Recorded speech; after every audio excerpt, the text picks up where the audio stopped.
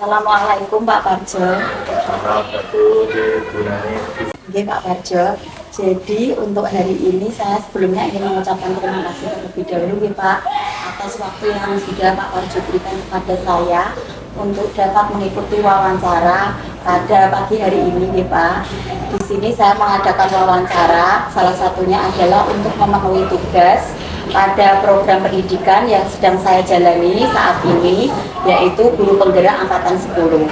Di mana pada tugas kali ini saya ditugaskan untuk mewawancarai 2-3 kepala sekolah. Adapun salah satunya adalah kepala sekolah di mana tempat saya mengajar. Sebelum saya menyampaikan beberapa pertanyaan, dan pertanyaan ini nantinya berkaitan dengan pengambilan keputusan sebagai pemimpin. Terima kasih ya Pak. Saya yakin nanti jawaban dan sharing pengalaman Pak Parjo akan bermanfaat untuk saya ke depannya ya Pak. Pertanyaan yang pertama mengenai selama ini bagaimana Bapak dapat mengidentifikasi kasus-kasus yang merupakan dilema etika atau bujukan moral. Cara saya untuk mengidentifikasi yang mana dari kedua kasus tersebut itu adalah dengan memahami masing-masing kasus tersebut. Tentu saja untuk memahami kasus-kasus tersebut saya harus berkomunikasi dengan pihak-pihak yang terkait. Jika kasus yang diidentifikasi itu lolos dari syarat-syarat yang tadi sudah saya sampaikan kepada Bu Nani, maka kasus itu dinamakan dengan dilema etika. Baik Pak Parjo, terima kasih atas jawabannya ya Pak. Kemudian pertanyaan berikutnya, selama ini bagaimana Bapak menjalankan pengambilan keputusan di sekolah Bapak, terutama untuk kasus-kasus di mana ada dua kepentingan yang sama-sama benar atau sama-sama mengandung nilai kebajikan. Itu kasus dilema etika yang saya pertimbangkan kedua hal yang sama-sama benar tersebut itu membenturkan faktor apa atau pihak mana saja. Kepentingan itu termasuk kepentingan perorangan atau kepentingan yang melibatkan banyak orang. Langkah-langkah atau prosedur seperti apa yang biasa Bapak lakukan selama ini? Lakukan investigasi dengan memeriksa kembali fakta-fakta yang bisa ditemukan, peluang-peluang itu bisa ditemukan. Lalu setelah kita pihak-pihak yang terlibat tadi kita ajak komunikasi, terus kita dasarkan atas aspek manfaat hasil, terus dari hasil tadi kita juga ini akibatnya bagaimana, rasa peduli lah, baru kita membuat suatu keputusan. Untuk pertanyaan yang keempat yang saya tanyakan, hal-hal apa saja yang selama ini Bapak anggap efektif dalam pengambilan keputusan pada kasus-kasus dilema etika? Dengan menyederhanakan pokok permasalahan, jadi masalah itu kita sederhanakan, di mana masalah itu harus kita kerucutkan. Selanjutnya setelah itu kita dari permasalahan yang ada itu kita bangun kebijaksanaan. Jadi kebijaksanaan apa yang kita ambil, nah itu nanti yang kita sebagai dasar untuk pengambilan keputusan. Pertanyaan yang kelima nih Pak, hal-hal apa saja yang selama ini merupakan tantangan dalam pengambilan keputusan pada kasus-kasus dilema etika? Proses untuk memahamkan sebagian orang yang itu secara ikhlas untuk menerima dan menjalankan keputusan itu pastinya kita anggap sebagai sebuah tantangan. Nah, supaya kita niatkan saja bahwa keputusan ini adalah keputusan yang terbaik. Masalahnya seperti sekolah kita itu sekolah besar, banyak apa yang terlibat, banyak orang, maka itu harus menjadi proses kita untuk bisa mengatakan bahwa tujuan kita itu seperti ini loh. Nah, itu harus kita pahamkan pada pihak-pihak yang tadi mungkin tidak pas lah. Itu kita anggap sebuah tantangan ya bagi saya pribadi lah. Selanjutnya, apakah Bapak memiliki sebuah tata kelola atau jadwal tertentu dalam sebuah penyelesaian kasus dilema etika? Apakah Bapak langsung menyelesaikan di tempat atau memiliki sebuah jadwal untuk menyelesaikannya? Bentuk atau prosedur seperti apa yang Bapak jalankan? Keputusan itu kan tidak bisa serta-merta langsung ini selesaikan hari ini selesaikan hari ini, tergantung nanti situasi dan kondisi yang memungkinkan untuk mengambil satu keputusan itu tadi Bu Nani. Jadi prinsipnya tidak ada jadwal tertentu dalam menyelesaikan satu kasus. Adakah seseorang atau faktor apa yang selama ini mempermudah atau membantu Bapak dalam pengambilan keputusan dalam kasus-kasus dilema etika? Harus menjalin komunikasi yang baik, ya, komunikasi yang baik kepada semua warga sekolah. Terima kasih Pak Pancu atas waktunya. Saya pamit dulu ya Pak. Assalamualaikum warahmatullahi wabarakatuh. Iya, sama-sama Bu Nani. Ya.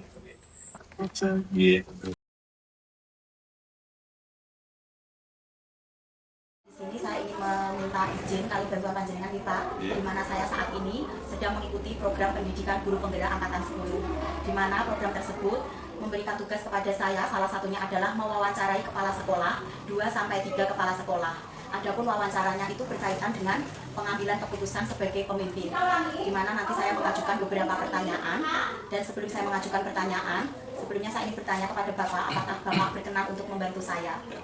Terima kasih, insya Allah kami akan membantu apa yang menjadi program panjenengan untuk pemerintah masalah PDB. Monggo apa yang bisa kami bantu, kami bisa untuk membantu panjenengan dan program tersebut. Terima kasih Bapak. Saya yakin nanti setelah wawancara ini, hasil dari jawaban Bapak dan berbagi pengalaman Bapak akan menjadi manfaat yang besar bagi saya ke depannya. Langsung saja nih Pak untuk pertanyaan. Untuk yang pertama yang ingin saya tanyakan mengenai selama ini bagaimana Bapak dapat mengidentifikasi kasus-kasus yang merupakan dilema etika atau bujukan moral. Terima kasih. Kami sebagai kepala sekolah yang telah dituakan di SD Sukarjo 3 ini, saya melihat dari sudut pandang moral dan hukum. Apabila kasus tersebut melawan aturan atau hukum, maka sudah tentu jawabannya antara benar atau salah. Namun jika masalah masih ditandai dengan adanya pilihan yang sama-sama benar, masalah tersebut merupakan dilema etika karena tidak ada pelanggaran hukum yang terjadi. Sehingga untuk mengidentifikasi antara dilema etika dan bujukan moral perlu dilihat dari tipe kasus dan pilihan yang muncul. Itu menurut pendapat kami demikian. Baik, terima kasih Bapak. Untuk pertanyaan berikutnya, selama ini bagaimana Bapak menjalankan pengambilan keputusan di sekolah Bapak, terutama untuk kasus-kasus di mana ada dua kepentingan yang sama-sama benar atau sama-sama mengandung nilai kebajikan? Jadi kasus-kasus di mana ada dua kepentingan yang sama-sama benar atau sama-sama mengandung nilai kebajikan, kami sebagai kepala sekolah selalu mengidentifikasi kasus berbagai sudut pandang, selanjutnya dimusyawarahkan terlebih dahulu dengan para guru, kemudian dipertimbangkan terlebih dahulu dengan para guru secara matang mana yang paling benar dan tepat, sehingga kita membuat suatu keputusan sesuai dengan sasaran dan tidak ada yang merasa dirugikan. Baik Pak, jadi di sini tolak ukurnya ada pada mengidentifikasi kasus nih Pak. Kemudian setelah diidentifikasi, dimusyawarahkan terlebih dahulu, setelah itu baru dipertimbangkan untuk keputusan tersebut merugikan pihak lain atau bukan, seperti itu nih Pak. Terima kasih Pak. Untuk pertanyaan berikutnya, langkah-langkah atau prosedur seperti apa yang biasa Bapak lakukan selama ini? Langkah-langkah yang kita lakukan pertama menentukan penyebab permasalahan. Kita kaji dulu permasalahannya, kemudian menentukan siapa yang terlibat. Kemudian menanyakan kepada orang-orang yang terdekat, berdiskusi dengan warga sekolah, membuat beberapa solusi, suatu keputusan, sehingga menimbang lagi dari berbagai sudut sebelum memutuskan suatu solusi, jika bisa memberikan solusi yang terbaik, solusi yang pertama, kemudian solusi kedua dan ketiga. Pak, terima kasih. Jadi langkahnya itu meliputi tadi ya Pak, menentukan penyebab masalahnya terlebih dahulu, seperti itu ya Pak. Terus kemudian melibatkan siapa saja yang terlibat dalam masalah tersebut, serta melakukan diskusi ya Pak, tentang pencarian keputusan. Nah, kemudian Pak, setelah itu pertanyaan yang keempat ya Pak, hal-hal apa saja yang selama ini Bapak anggap efektif dalam pengambilan keputusan pada kasus-kasus dilema etika? Kami mengambil suatu keputusan yang berhubungan dengan kasus-kasus dilema etika. Saya melakukan analisis kasus pertama itu, kemudian menentukan solusinya sesuai dengan peraturan dan norma yang berlaku. Melakukan komunikasi dengan para guru di sekolah dan mengedepankan kepentingan umum, serta solusi tersebut harus bermanfaat bagi banyak orang dan baik secara jangka panjang utamanya. Terima kasih Pak. Yang pertama dilakukan berarti menganalisis kasus tersebut ini Pak. Kemudian baru bisa menentukan solusi apa, apakah sesuai nilai dengan norma atau tidak, nanti Pak. Kemudian mengedepankan kepentingan umum itu nomor 1 Pak. Kan memang di sini yang dipimpin itu banyak Pak. Ya. Baik Pak, terima kasih. Pertanyaan berikutnya mengenai hal-hal apa saja yang selama ini merupakan tantangan dalam pengambilan keputusan pada kasus-kasus dilema etika. Tantangan dalam pengambilan keputusan adalah mencari keputusan yang terbaik, baik bagi yang punya masalah maupun baik yang ditempati suatu masalah. Karena keduanya merupakan masalah yang sama-sama benar. Dalam mengambil keputusan harus menguntungkan kedua belah pihak dan tidak ada yang merasa dirugikan sehingga kita mempunyai titik temu dan memberikan solusi yang terbaik bagi suatu keputusan tersebut. Bapak, terima kasih. Kemudian selanjutnya, apakah Bapak memiliki sebuah tata kelola atau jadwal tertentu dalam sebuah penyelesaian kasus dilema etika? Apakah Bapak langsung menyelesaikan di tempat atau memiliki sebuah jadwal untuk menyelesaikannya? Bentuk atau prosedur seperti apa yang Bapak jalankan? Untuk mengambil atau memutuskan suatu masalah yang ringan, biasanya bisa saya langsung putuskan sendiri. Tapi jika masalah itu berat, saya akan melakukan sesuai langkah-langkah yang disebutkan sebelumnya, yaitu menentukan penyebab permasalahan.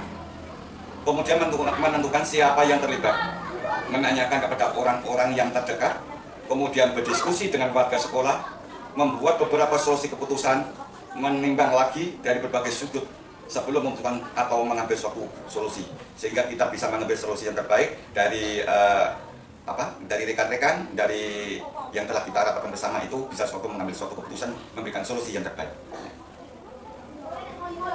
Baik, terima kasih Bapak. Untuk pertanyaan yang ke-7 Pak Inde, Oke. adakah seseorang atau faktor-faktor apa yang selama ini mempermudah atau membantu Bapak dalam pengambilan keputusan dalam kasus-kasus dilema etika? Kami sebagai kepala sekolah untuk mengambil suatu keputusan adanya suatu kita tidak gegabah. Ini saya selalu mengajak warga sekolah, stakeholder, wali murid atau juga orang-orang yang mempunyai kedekatan personal dengan orang-orang yang mengalami permasalahan. Hal itu akan banyak membantu dalam mencari alternatif solusi. Jadi ada suatu kasus ini kita selesaikan secara intern dulu. Apabila kita itu tidak bisa mengatasi secara langsung, kami pun juga mempunyai atasan, yaitu Bapak Pengawas maupun Bapak Korwil, yaitu koordinator wilayah. Sehingga apabila ada kasus yang kiranya kami tidak bisa menyelesaikan, kami pun akan menindaklanjuti meminta petunjuk dari atasan kami. Alhamdulillah selama ada studi kasus ini di permasalahan di sekolah ini, alhamdulillah tidak pernah kita itu meminta ataupun minta bantuan dari atasan kami, namun cukup kita itu bisa kita selesaikan secara intern dalam sendiri. Sehingga andai kata kita mengadakan suatu kasus atau mengidentifikasi suatu kasus dan kemudian kita tidak bisa menyelesaikan, nanti dikira kita tidak bisa bekerja sebagai kepala sekolah. Sehingga alhamdulillah suatu kasus ini kita bisa selesaikan secara intern kekeluargaan dengan baik. Terima kasih Bapak atas jawabannya. Ini kelihatannya pertanyaan terakhir ya Pak dari saya, pertanyaan ke-8, di mana pertanyaan terakhir ini saya ingin menanyakan dari semua hal yang telah disampaikan Bapak tadi, pembelajaran apa yang dapat Bapak petik dari pengalaman Bapak mengambil keputusan dilema etika? Pelajaran yang dapat kami ambil adalah saya jadi lebih bijaksana dalam menganalisis suatu permasalahan, jadi kami tidak akan gegabah. Jadi mencerna suatu permasalahan dengan pikiran jernih dan berpola pikir lebih pandang lebih jauh. Kemudian mencari alternatif untuk dijadikan pertimbangan untuk menentukan solusi yang tepat dan terbaik dalam menghadapi suatu kasus itu. Baik Bapak, saya kira cukup ya Pak pertanyaan dari saya, dan alhamdulillah setelah saya melakukan sesi